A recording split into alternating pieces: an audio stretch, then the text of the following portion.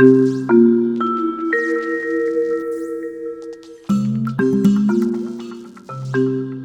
I'm Senior Programmer Jen Wilson, and welcome to This Film Independent Presents Q&A for the new film Bruiser by Miles Warren. Special thanks to our lead sponsor, HIFPA, and our virtual screenings partner, Vision Media. And now please welcome our moderator for today's Q&A. He's the VP and Executive Editor at IndieWire, Mr. Eric Kohn. Hi, thanks for having me. I'm really excited for this conversation today. Obviously, there's so much to dig into with this film. And Miles, I thought perhaps as a starting point, you could discuss just how personal it is to you, because you watch a film like this and clearly, it's a very intimate story. So what were you drawing from in terms of your own experiences and the world that you knew when you were sort of coming up with the initial idea? Yeah, so the answer to that's kind of twofold. I think the first kind of most personal aspect of this movie is mostly kind of the way Darius acts and reacts to things. I think the perspective of me as a kid growing up, I was very kind of reactive sometimes. I kind of had these anger things, and there was a lot of door slamming, and it was, kind of became a problem. But it also was something that as I got older, I started to realize was something that was in me, I guess. And I don't know. So I put that into Darius as the sort of coming of age movie, and the two father figures is something that's not like the idea of a stepfather, biological father isn't necessarily personal to me, but it was an idea of using them to kind of chart this kind of coming of age story for Darius as he learns these kind of lessons about the limitations of what he should and shouldn't do, and what it means to be a man, what it means to be young and black, and all these sort of things that I think I had kind of dealt with when I was younger. The second thing that kind of led me to this story was the idea of world star videos, the idea of these like crazy fight videos that were online that were equal parts embarrassing and scary, and equal parts embarrassing and funny, and also scary and terrifying and embarrassing. And so there was this kind of like insane feeling I would feel as like middle schooler with my friends watching usually black and brown men fighting right in these videos, and it's almost in this very like exploitative, voyeuristic way that we would be laughing at it, and some people would be like, what, freaking out and scared by it. And so that kind of energy is something I wanted to capture in a film. The way an altercation, especially between two larger black men, can be used as a way to kind of like mock or belittle kind of them in this kind of weird, interesting, voyeuristic way. And so I started to kind of pair that with an idea of a coming of age story of this kid and what it would look like for if the kid who looked up to these two figures as role models was just off screen in the course of like one of these world star videos being made, and so that's kind of where the genesis for the story came from me. It was those two things: my own personal experience as a kid growing up dealing with masculinity, and then also these world star videos that I found so pervasive in culture. So yeah. Trey, in your case, what was it about the character of Porter that you found relatable? I mean, obviously he's a very complicated guy and sort of likable in certain ways, and then obviously, very troubled in others. So what was appealing to you about that particular challenge? I just think in reference to Porter, I relate in every way. So it was an opportunity to really just be myself on screen and really just to get in the space with someone like Miles, man. For me, it was meeting Miles and reading the piece and understanding his depth of understanding of the human experience, really. And it was just a beautiful poetry. It was just beautiful, you know what I mean? So to have the opportunity to jump into space with someone like that, champion someone like that, and really just watch someone like that do their thing and watch them grow throughout this process has been like the most amazing feeling for me. So, yeah. Miles, can you tell me about casting Jalen's character? Because obviously, it's not easy to get somebody at that age who can act in such a specific sort of role. What was that sort of audition process like?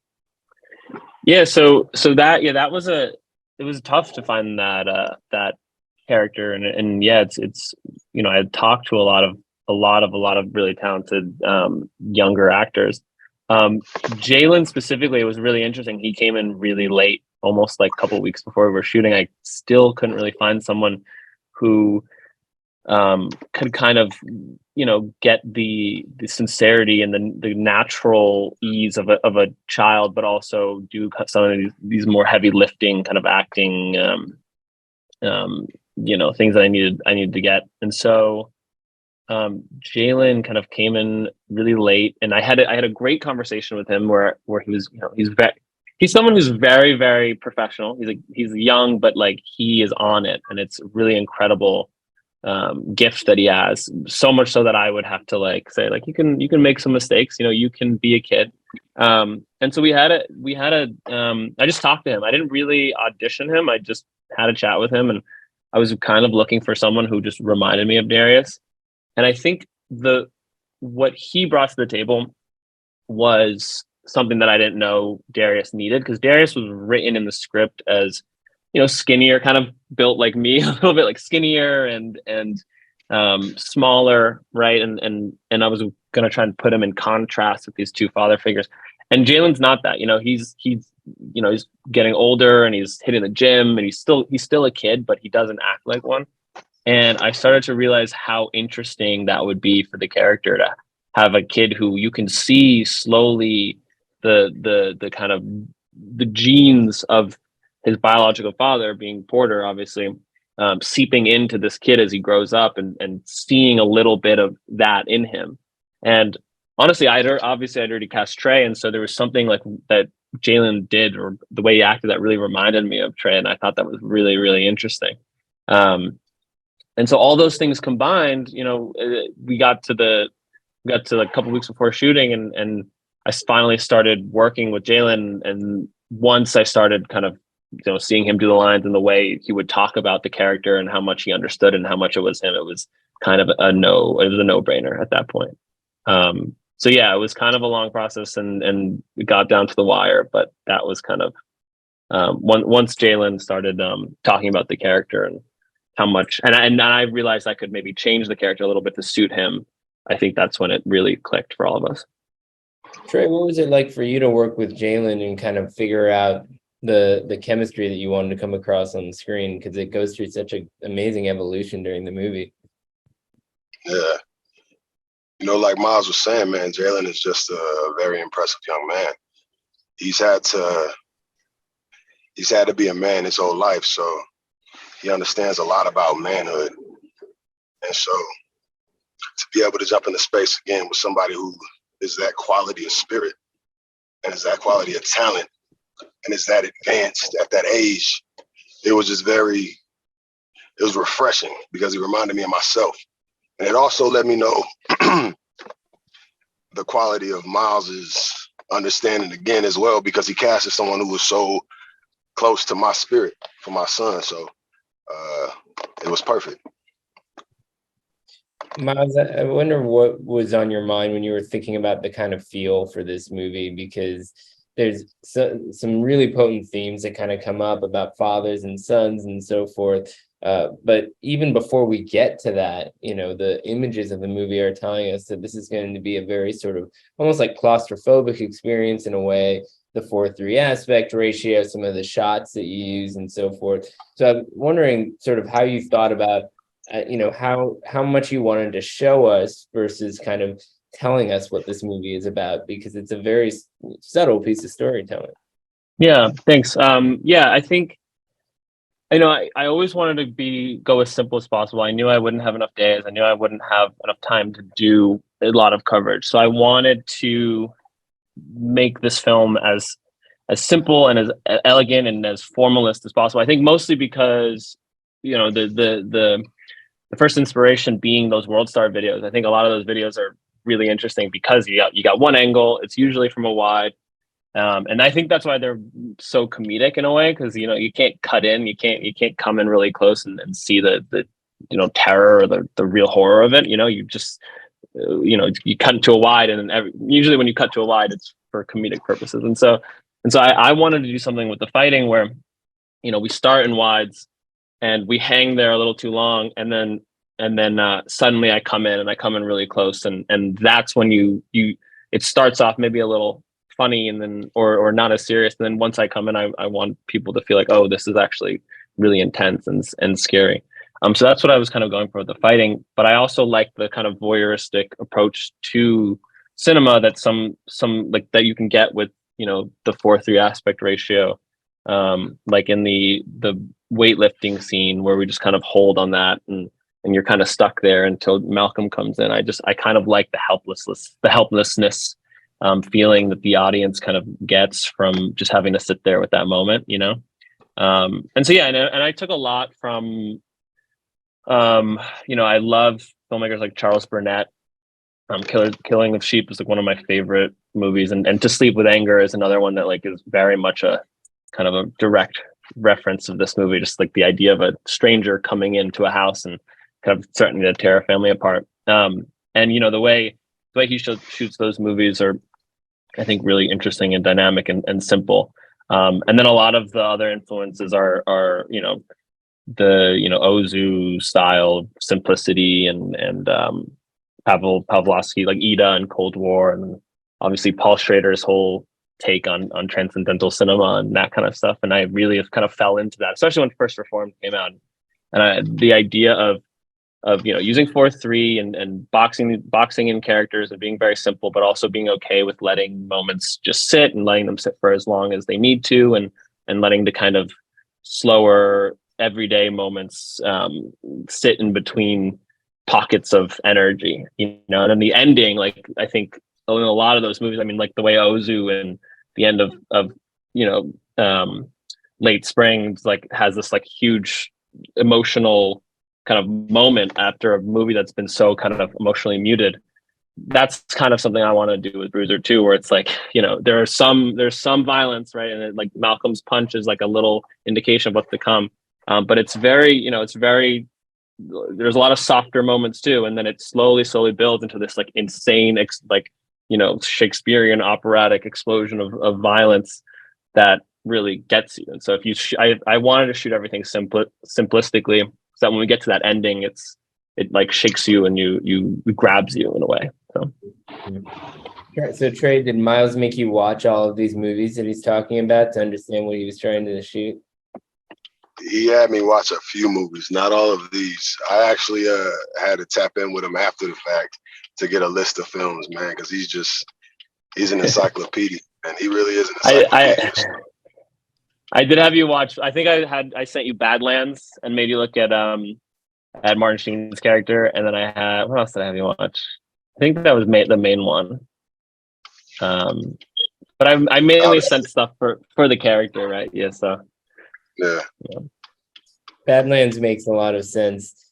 Trey, what was the hardest thing for you about portraying this character? I wonder about, certainly when it comes to some of the violence of the movie, that they're, you know, physically that looks like it's hard to do, but also, you know, emotionally as well. Like, can you bring us into it a little bit? I mean, what was the experience like for you to do those scenes? The most difficult thing to probably do was definitely to take a couple slaps from Shamir. But emotionally, again, man, that's what I love about our art form, is being able to, this is therapy to me. So to have, again, someone like Miles who has the opportunity and the understanding and the capability to translate that depth of emotion into the screen, as an actor, to have the opportunity to be able to jump in that space and express it, it's meditation for me. You know what I mean? And were you able to sort of slip in and out, or did you feel like you were basically bringing this guy home at night? I mean, that's always the case, but it's, you know, again, like, that's why it's like, you know, you lift weights, you get sore. So that's what I like about the practice. So yes and no, because again, I relate so much to Porter. So. Yeah, and so for you, Miles, I mean, how could you tell you were getting these performances at the right pitch that you needed them to? I mean, you're sort of working with a triangulation of you know, different kinds of energies the whole way through. So what was the process like there in terms of figuring out the level you wanted, so it wasn't, say, too melodramatic, too overplayed, or whatever? Yeah. I mean, it was, to me, it was just about compartmentalizing each person and each performance and just making sure that we were all on the same page. Because all of them are so different, you know. And with Trey, I think the key was just knowing that a lot of this guy, I think, is in, like, you know, a lot of the backstory and the kind of Southern Gothic idea of this character. I mean, I saw a lot of it in Trey, so that was kind of just like one of those things where I could trust and just be like, you know, this is you, go for it. And I think it was brilliant. And with Shamir, I think Shamir, it was just like a constant kind of back and forth of who Malcolm is and how to play it so that not his misfortune is not too over the top, and how to do it so that he's, you know, it's like you can mine some comedy in the idea of a Malcolm, but also make him realistic and have him feel heartfelt and feel for him, because he's such a controlling, you know, intense guy. And so, yeah, I don't know. I think like it was just before the shoot, just making sure that everyone was on the same page and we knew exactly what we were doing. And by day one, I think there was nothing, we had all kind of knew exactly what everyone's role was as performers. And so everything clicked really well, and seeing Trevante and Shamir like facing off together for the first time, it was like incredible, because I think we'd all just locked in exactly what these two men, you know, needed to do. Yeah, and Trevante, what was it like for you to see this movie? I mean, it's one thing, I'm sure, to be in the moment, to have the kind of the expectations of the material in your head, but to have some distance from it and watch it as a complete work. What was that like for you? Man, I was so proud, man, because it's like I knew he was gonna make that film, and so it was like, I mean, I just met Miles, but I feel like, you know, it was like, oh, my dog, you know, it was that kind of feeling. And then also, you know, personally, I did it for my, like, also, you know, everything else, but emotionally, like, at the depths of my soul, it was for my son. So to see that I'm going to be able to show my son this film in like 15 years and be like, yo, man, this was your first birthday gift, and my dog made this for you with me, you know what I mean? All that, to me, just it gives me a really good feeling, you know? Yeah, Miles, I'm curious about that too. I mean, when you were growing up, did you feel like there was some sort of a lack of representation for this kind of situation in the kinds of stories that you were seeing? I mean, there is a real conversation, obviously, to be had about, you know, are as young people being exposed to, you know, the kinds of stories that reflect the worlds we live in, and have certain ideas that can help us sort of grow into it. Yeah. I think, I mean, you know, Shamir said something interesting at the Toronto premiere, where it was like, this is a rare movie about two Black fathers that very much are fighting to be in someone's life. And so that's obviously playing off the kind of Black fatherhood cliche, right? And I think that's something that I was definitely like interested in looking at. But I also think in general, just, I mean, yeah, I mean, I wanted to make this movie because I felt like there was a specific gap in cinema, and in Black cinema more specifically, where, you know, you can make a movie that is about, you know, very, you know, morally ambiguous, complex, you know, real people, that are, there's no villain in my eyes, but some people do see villains, and some people don't. But I just wanted to make a movie about Black people that was just kind of a Rorschach test in a way of who you are as a person. There's a lot of people who are very Malcolm-esque who hate Porter and watch the movie in this very different lens than I do, where they are like so devastated by Malcolm's downfall. And there are people who are very Porter-esque who watch the movie and are like, I believe in second chances, and I wish that they would let Porter in, and that, you know, they're just bummed that it didn't work out. And that's kind of what I wanted for this film, is to a movie that, like, depending on what kind of perspective you bring on it, might have a very different experience, because it doesn't really tell you how to feel. And then there's a lot of people like me, for example, who like, very rooted in Darius's perspective. And it's a coming of age, to me, it's a coming of age movie that I hadn't ever seen before, and that goes in places that I think are way more intense and crazy than I think I'd ever seen, especially with Black films. And so, yeah, I kind of just wanted to do all those things. I wanted to show a movie, give kind of Black people, Black fathers, anyone, in the kind of Black cinema going space, a movie that maybe they hadn't much thought they needed to see, or had thought they needed, but are happy that exists. Yeah, and Trey, obviously a lot of these conversations came up around Moonlight as well. I'm wondering how that experience kind of informed the way that you look for certain kinds of roles. And at this point, I mean, it's like we're talking about 6 years ago, how much things might have changed since then. I mean, man, that's informed everything about my career, really. Everything from the way to how I move from a creative standpoint to a business standpoint to a relational standpoint. So Moonlight directly, more than anything, affected my choice with this, because it is such a soulful, soul enriching experience, man. I always look for that, and I always try to mine my relationships, I guess, to find and to relate to people like that, or who have that quality of soulfulness. And again, Miles is someone who has that. So you try to get cool and get tight with people like that, because it keeps you good.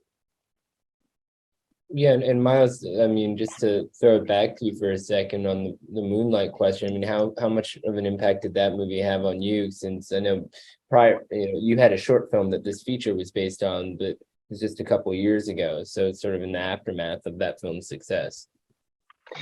Yeah, I mean, Moonlight is like, I mean, I think any young Black filmmaker who saw that film and saw what that film did, like, can't not say it's an inspiration, right? Like I think it influences like a lot of films, Black films that came after it.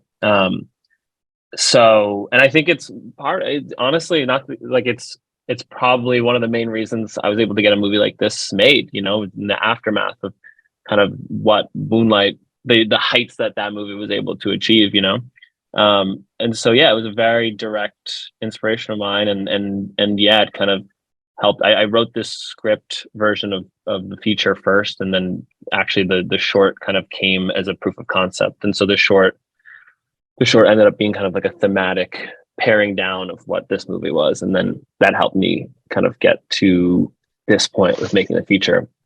But yeah, the short also was kind of inspired in the wake of Moonlight, and then used to propel myself into making this feature and getting it out there. Trevante, it's not often that let actors at your level take a risk on a first-time feature filmmaker. So, and you've talked a lot about seeing a lot of potential in Miles and all of that. But I'm curious more broadly about how valuable is it for you to work with people at an early stage of their career versus somebody who maybe has a little bit more experience. To be honest with you, man, I don't really care about all that.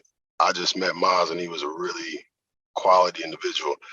But from a business standpoint, for an actor, it's obviously like amazing, and you should always try to find the new hot person to keep on the radar and all that stuff. But I don't really move like that. It was really just Miles is incredible. He's impressive, So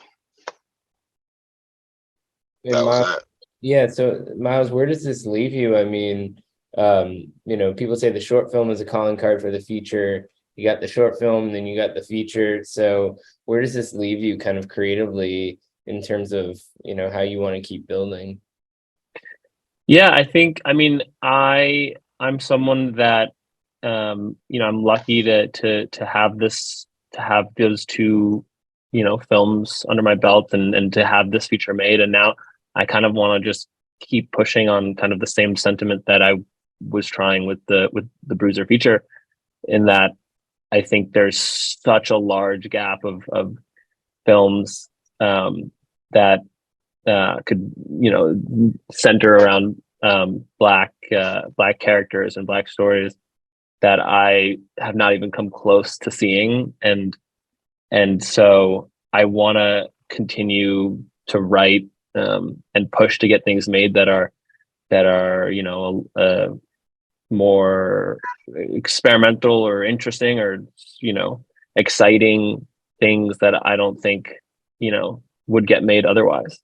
So really, I just want to push to kind of fill the gap of black cinema that is there, that that is calling for characters that are fascinating and morally complex, because I have so many ideas and so many characters and so many different facets of black culture and that I'm interested in, that I'm just like, I just want to keep doing as much of that as possible. So Trevante, you took a producing credit this year on your Hulu series, obviously, but I'm curious if you're looking to work more on the producing side of things to support emerging voices. Absolutely, man. That's the whole purpose, man. That's the whole purpose. So that's what we're doing right now. Actually, I gotta ask Miles to help me out with something. So when we get off here, I gotta talk to him. But yeah, that's I got you. Well, Miles, before we wrap, I mean, if there are filmmakers who might be listening to this conversation and seeing somebody who's maybe a little bit closer to their own experience because you're recently out of school and so forth, I mean, what is there anything that you wish you understood more about this process that wasn't clear to you going into it? Yeah. I think making a feature film is a very, very, very delicate, especially the first one. It's a very delicate process that has a lot of stops and starts, and it's a genuine miracle to make a film. And I think I learned that, before I made this film, but as we were putting it together and it was falling apart and putting it together, I realized like getting the thing made, with the people that will make it great is the most important thing. So I would say, like, don't rush to make something that's not going to be as good, because once it's not good, it's not good forever. The kind of the longevity of a film is kind of remarkable.